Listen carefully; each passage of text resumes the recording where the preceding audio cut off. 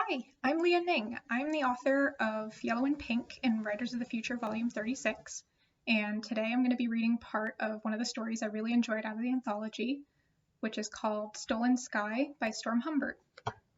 First of all, I wanted to show the illustration by Lee, which is absolutely beautiful. And now we will get to the story. My first night on Earth Vega was also my first sunset show. The viewing was held on the sunset mezzanine, which jutted out from the third floor of the hotel. My human guide, Ruya, gently escorted me through the press of humans to the front railing so that I could see, since we Yelvani are no larger than human adolescents. From the balcony, the hills seemed to tumble over each other down the gentle grade from the hotel to the edge of the forest, which then climbed gradually up toward the horizon until it terminated at the feet of the distant mountains. The breeze was bracing, but not so cool that I had to turn up the temperature of my garment. It was perfect. Everything the humans made was perfect. For that first night, they chose the sunset of a world called RNA in the Alpha Carinae system. I knew nothing about this world, but I watched in amazement as the sun of Earth Vega became the sun of RNA. When the sun touched the distant peaks, it changed from white to a smoldering orange and shrunk by at least a third. It painted the sky vivid greens and purples. There was no gradient to the shades, no violets, light greens, or near blues. The sky was either emerald or amethyst.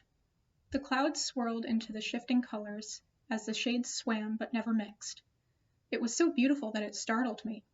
I still had so much left to see, not only on Earth Vega, but throughout the galaxy, and I feared nothing would ever measure up to the sunset show, to the first time I saw the humans change the stars.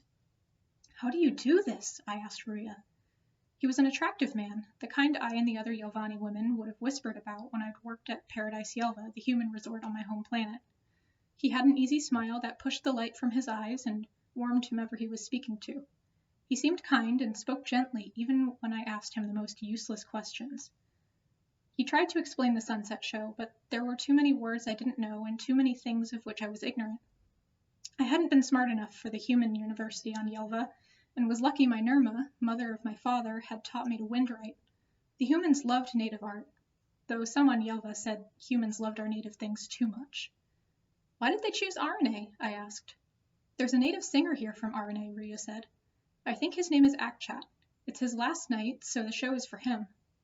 I'd never seen any beings besides humans or Yelvani, so I asked Ruya to point out Akchat. The singer was toward the back. He stood as much above the humans as I did below, and his head, as white as a sun-bleached bone, had a prominent ridge that ran from front to back.